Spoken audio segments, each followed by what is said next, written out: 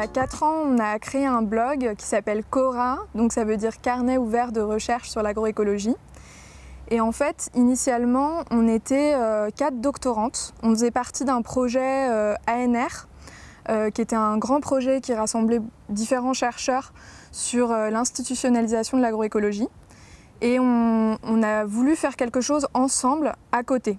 Donc initialement, on était 4, aujourd'hui, on est une dizaine. La première fois qu'on s'est rencontrés toutes les 4, on était animés justement par des principes de l'open science, donc, qui étaient soit en termes de réflexivité, sur à la fois réfléchir sur notre rôle, notre position, nos difficultés en tant que chercheuses et jeunes chercheuses, et aussi d'open access, donc de diffusion et de diffusabilité de nos travaux.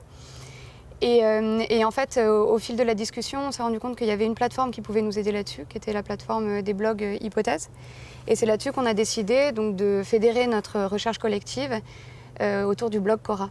Sur le blog, on a voulu faire plusieurs catégories, des choses plus proches de l'académie, un petit peu sur des analyses tout simplement, des retours de terrain, donc on analyse, on présente des données, presque des données brutes qui viennent de nos terrains. Des choses sur la bibliographie, des échanges. Et puis on a aussi des choses pour se faire plus plaisir, comme ce qu'on a appelé culture pop. Donc c'est des recensions de documentaires, de livres, même d'émissions de radio, de tout ce qu'on veut. L'objectif, c'est à la fois donc, de diffuser ce type de contenu, mais c'était aussi une manière de nous organiser, nous, collectivement. Et donc, par exemple, en juin dernier, on a organisé une retraite d'écriture.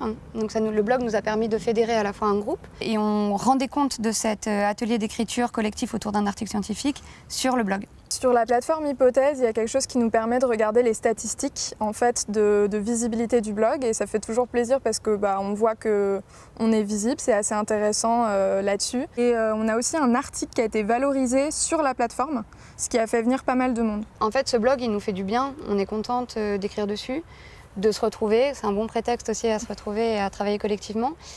Et donc, en fait, on aimerait bien que ce type de contenu et que ce type d'organisation collective de la recherche soit un peu plus reconnu par nos institutions, par nos labos, et que notamment dans les processus de sélection ou pour la carrière future, que ce soit un élément qui soit plus pris en compte.